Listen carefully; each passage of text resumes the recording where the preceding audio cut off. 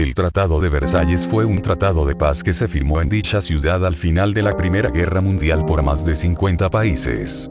Este tratado puso fin a lo que sería la última guerra, trató de limitar futuras aventuras militares por parte de Alemania. Terminó oficialmente con el estado de guerra entre la Alemania del Segundo Reich y los aliados de la Primera Guerra Mundial. Fue firmado el 28 de junio de 1919 en la Galería de los Espejos del Palacio de Versalles, exactamente 5 años después del atentado de Sarajevo en el que fue asesinado el archiduque Francisco Fernando, la principal causa de la Primera Guerra Mundial. A pesar de que el armisticio fue firmado meses antes, 11 de noviembre de 1918, para poner fin a las hostilidades en el campo de batalla, se necesitaron 6 meses de negociaciones en la Conferencia de Paz de París, para concluir el Tratado de Paz. El Tratado de Versalles entró en vigor el 10 de enero de 1920.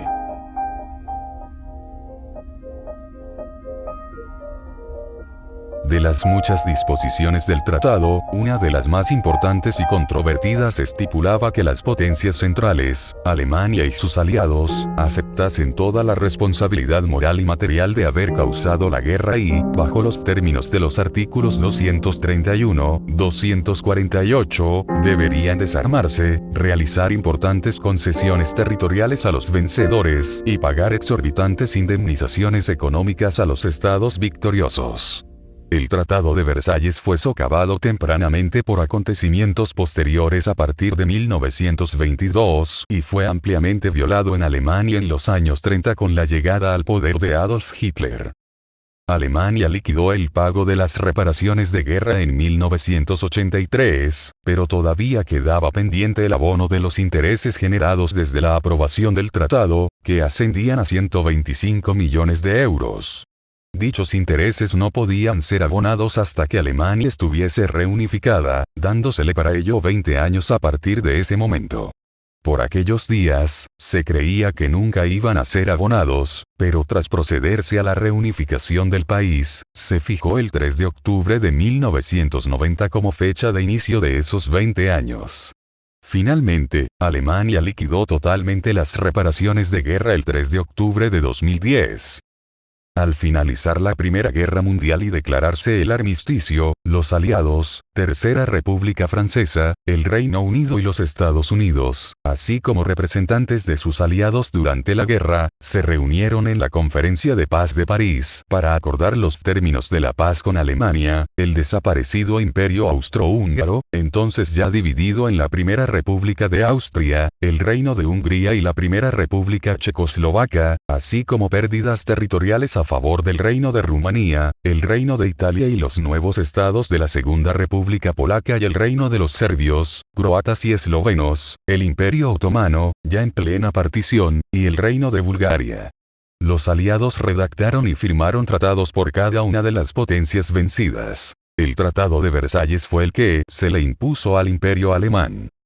Las discusiones de los términos de la paz empezaron el 18 de enero de 1919, y fue presentado ante Alemania en mayo siguiente como única alternativa. Su rechazo habría implicado la reanudación de las hostilidades.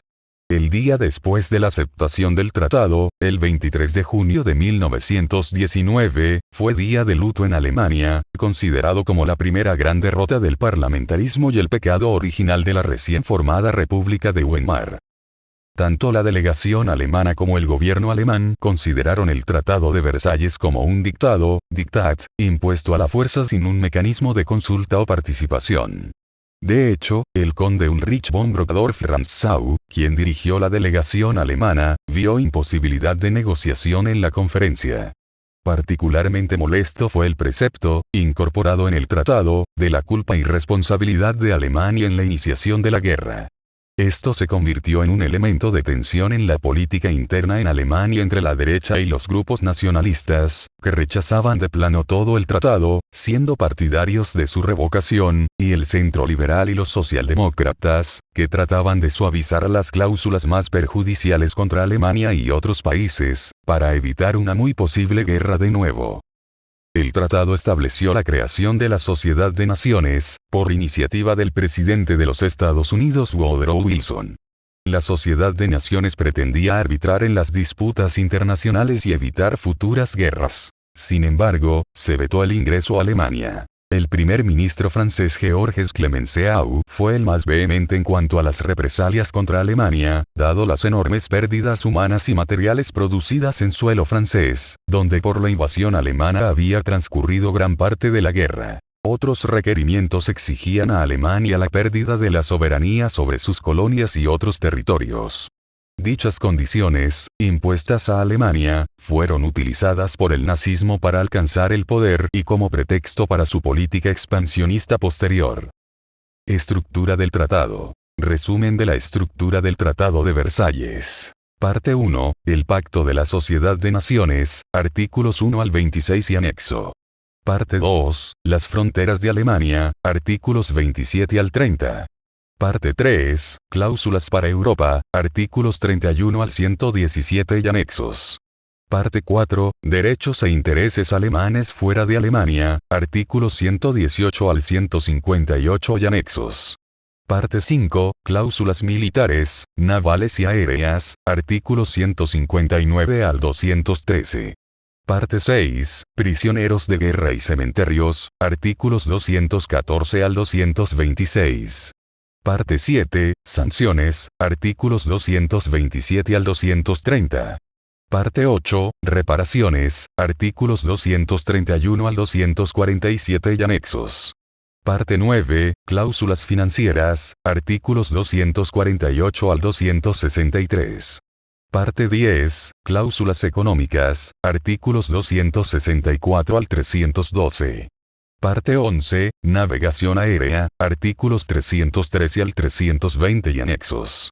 Parte 12. Puertos, vías marítimas y vías férreas, artículos 321 al 386. Parte 13. Trabajo, artículos 387 al 427 y anexo. Parte 14. Garantías, artículos 428 al 433. Parte 15. Previsiones, misceláneas, artículos 434 al 440 y anexo. Cláusulas territoriales.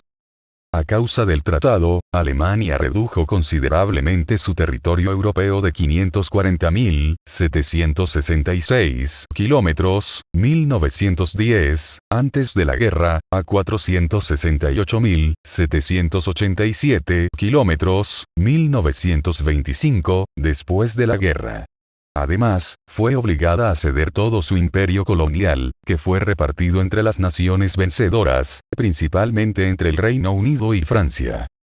Alsacia-Lorena fue restituida a Francia. Sarre quedó bajo la administración de la Sociedad de Naciones, que concedió a Francia su explotación económica durante 15 años, finalmente devuelto a Alemania en 1935 por el plebiscito de Sarre. Eupen y Malmedy fueron cedidas a Bélgica, así como Moresnet. El norte de Schleswig-Holstein pasó a dominio danés después de los resultados de un plebiscito. La mayor parte de la provincia de Posen y Prusia Occidental, parte de Silesia, pasaron a dominio polaco incluyendo Alta Silesia. Danzig y Memel, ciudades costeras del mar Báltico, se configuraron como ciudades libres bajo autoridad polaca y de la Sociedad de Naciones. El valle del río Niemen quedó bajo completo control de Lituania. Las colonias de Togolandia y Camerún se dividieron entre Francia, 2/3 partes, y Reino Unido, 1/3 parte.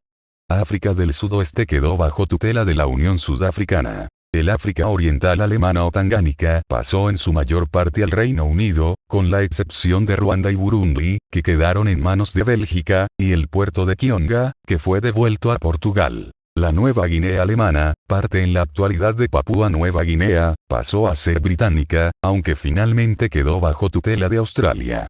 Las islas de Polinesia que se dirigían desde esta se repartieron entre Reino Unido y Japón. Prohibición de toda unión política de Austria con Alemania, Anschluss. Reducción del Imperio Otomano al territorio de la actual República de Turquía, ocupando solo la península de Anatolia y la región de Tracia en torno a Estambul. Los territorios de Siria, Líbano, Irak y Palestina eran colocados bajo administración francesa y británica, mientras los antiguos territorios otomanos en la península arábiga eran convertidos en estados independientes. Cláusulas militares.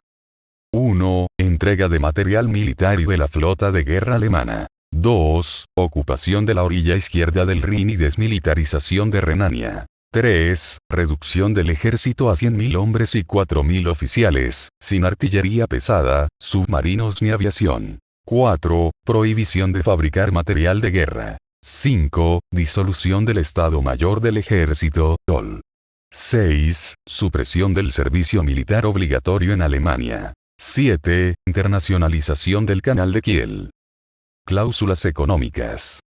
Creación de la Comisión de Reparaciones de Guerra, REPCO, cuyo monto quedaba por definir. Entrega de todos los barcos mercantes alemanes de más de 1.400 TM de desplazamiento y cesión anual de 200.000 T de nuevos barcos, para restituir toda la flota mercante perdida por los aliados durante el conflicto. Entrega anual de 44 millones toneladas de carbón, 371.000 cabezas de ganado, la mitad de la producción química y farmacéutica, la totalidad de cables submarinos, etc., durante 5 años. Expropiación de la propiedad privada alemana en los territorios y colonias perdidas. El pago de 132.000 millones de marcos de oro alemanes, para aquella época 31.400 millones de dólares, 6.600 millones de libras esterlinas, lo que equivale aproximadamente a 642.000 millones de dólares estadounidenses a fecha de 2020, una suma que Alemania no podía pagar y que muchos economistas en el momento consideraron excesiva, ya que significaba más que las reservas internacionales de Alemania, que según muchos autores causó la posterior hiperinflación. Cláusulas laborales. El Tratado de Versalles estableció principios universales y esenciales de los trabajadores, en su artículo 427, los cuales son: primero, el trabajo no debe considerarse meramente como una mercancía o artículo de comercio. Segundo, el derecho de asociación por razones lícitas tanto para trabajadores como empleadores. Tercero, el pago de un salario adecuado para el empleado, que le permita mantener un estándar de vida razonable, entendido esto en el contexto de su época y país. Cuarto, la adopción de 8 horas al día o 48 horas a la semana dirigida a donde esto no se haya aplicado todavía. Quinto, la adopción de un descanso semanal, de al menos 24 horas, el cual debe incluir el domingo siempre que sea posible. Sexto, la abolición del trabajo infantil y la imposición de condiciones similares en el trabajo de personas jóvenes, que permitan continuar con su educación para asegurar su adecuado desarrollo físico. Séptimo, mujeres y hombres deben recibir igual remuneración por trabajos de igual valor. Octavo, el estándar establecido por las leyes de cada país respetando las condiciones de trabajo deben ser dictadas considerando un tratamiento económico equitativo para todos los trabajadores que residan legalmente en el mismo. Noveno, cada estado debe aprovisionarse con un sistema de inspección donde deben participar mujeres, para asegurar el cumplimiento de las leyes y regulaciones para la protección de los empleados. Bueno, eso es todo por hoy. Les agradezco por ver el video, suscríbanse y dejen ideas para próximos videos.